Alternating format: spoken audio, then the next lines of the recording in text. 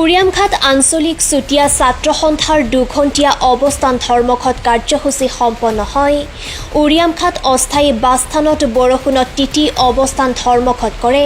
উৰিয়ামঘাটৰ বিভিন্ন সমস্যাসমূহ সমাধান নকৰাৰ বাবে প্ৰতিবাদ সাব্যস্ত কৰিছে।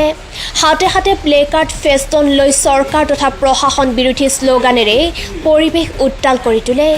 অসম নাগালেণ্ড সীমা সমস্যা বন্ধ কৰক, অসম চৰকাৰ হাই হাই, অনলাইন টিকেল বন্ধ কৰক, সীমান্ত দণ্ডাধীশ খোলা ব্যৱস্থা কৰক, উৰিয়ামঘাট বজাৰৰ নলা নৰ্দমা পৰিষ্কাৰ কৰক আদি শ্লোগানেৰে পৰিৱেশ উত্তাল কৰি তুলিছে।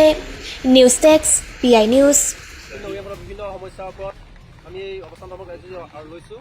আমাৰ উৰিয়ামঘাট বিভিন্ন সমস্যা জড়িত হৈছে, তথাপিতো আমি মেইন প্ৰধান হিচাপে উৰিয়ামঘাটৰ অঞ্চলত যি সীমান্তত যি নগাই বেদখলভাৱে পেট্ৰল পাম্পৰ ব্যৱস্থা কৰিছে। 2021 চনতে আমি সেই পেট্ৰল পাম্প স্থাপন কৰিছিলোঁ, আমি তাৰ প্ৰতিবাদ কৰিছিলোঁ। যদিও বৰ্তমান সময়লৈকে সেই পেট্ৰল পাম্প চলি আছে, গতিকে আমি ইয়াত পোনচাতেই অসম চৰকাৰ ব্যৰ্থ হৈছে বুলি আমি অনুভৱ কৰিছোঁ। ধমকি মহকুমা প্ৰশাসন ব্যৰ্থ হৈছে আৰু উৰিয়ামঘাটত সেই পেট্ৰল পাম্প যেতিয়ালৈকে উৰিয়ামঘাট অঞ্চলৰ পৰা বা অসমৰ মাটিৰ পৰা নগাই উচ্ছেদ কৰি নিনিয়ে, তেতিয়ালৈকে আমি উৰিয়ামঘাট আঞ্চলিক চুতীয়া ছাত্ৰ সন্থাই প্ৰতিবাদী কাৰ্যসূচী গ্ৰহণ কৰিম। আমি আজি অৱস্থান ভ্ৰমণ কৰিছোঁ, কিন্তু অনাগত দিনত ইয়াতকৈ জঙ্গী আন্দোলন কৰিবলৈ চেষ্টা কৰিম।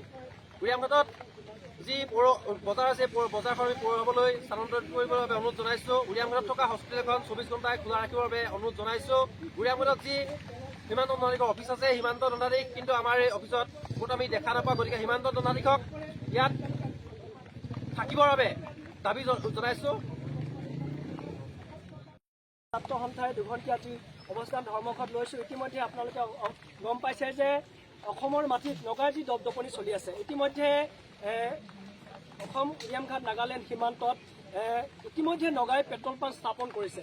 2021 চনতে পেট্ৰল পাম্প স্থাপন কৰিছে, কিন্তু মাজতে অসম চৰকাৰৰ লগত মিতিৰালি কৰি কিছু তেখেতলোকে গোপন বৈঠক আলোচনাত মিতিৰালি কৰি পিনে তেখেতে কিছুদিনৰ কাৰণে আমাক দেখুৱাবৰ কাৰণে, অসমৰ জনসাধাৰণক দেখুৱাবৰ কাৰণে দুদিনমানৰ কাৰণে বন্ধ কৰি দিলে। কিন্তু তাৰ পিছত কিন্তু আকৌ আজি নগাই যি পেট্ৰল পাম্প ইতিমধ্যে তেখেতলোকে আৰম্ভ কৰিছে।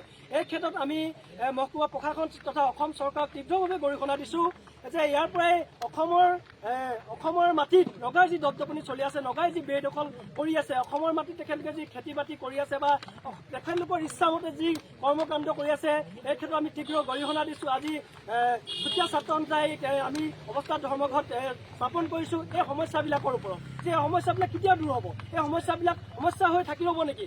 ইমান অত দিনৰ পৰা আজি বৰ্ডাৰ বিভিন্ন সমস্যাত জড়িত হৈছে। ইয়াত বিভিন্ন জাতি জনগোষ্ঠীৰ মিলনভূমি, গতিকে বিভিন্ন জাতি জনগোষ্ঠী এক হৈ আমি আজি বিভিন্ন কৰ্মক্ষেত্ৰত আগবাঢ়ি গৈ আছোঁ। কিন্তু তাৰ ক্ষেত্ৰত কৰ্ম কৰিবলৈ যাওঁতে আজি বিভিন্ন সময়ত নগাই কি কৰিছে, বাধা দিছে।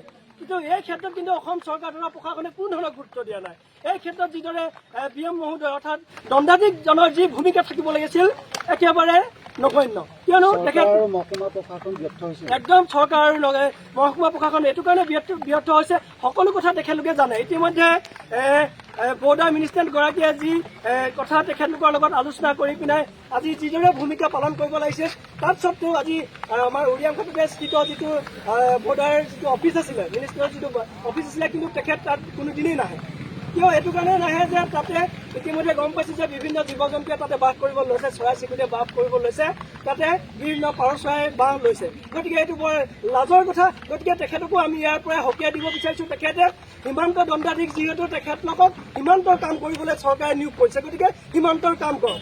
গতিকে তেখেতৰ বিভিন্ন বেলেগ কাম কৰিবলৈ আমি কোৱা নাই বা চৰকাৰে নিৰ্দেশ দিয়া নাই। গতিকে সীমান্ত থাকি সীমান্তৰ সমস্যাবিলাক দূৰ কৰক, ইয়াৰ পৰা তেখেতক সকীয়াই দিছোঁ আমি। আৰু উৰিয়ামঘাটৰ বিভিন্ন সমস্যাই জড়িত হৈছে, যেনেকৈ উৰিয়ামঘাট এখন সকলোৱে জানে, উৰিয়ামঘাটখন জাকত জিলিকা কৰিব লাগে, কাৰণ ইয়াত বিভিন্ন সমস্যা জড়িত হৈ আছে। উৰিয়ামঘাট প্ৰথম কথা পৌৰসভালৈ পৰিণত কৰিব লাগে। ইয়াত বিভিন্ন নলা নৰ্দমাৰে ভৰিলে সামান্য কৃত্ৰিম বানতে বানপানীৰ সৃষ্টি হয়। এই বানপানীসমূহ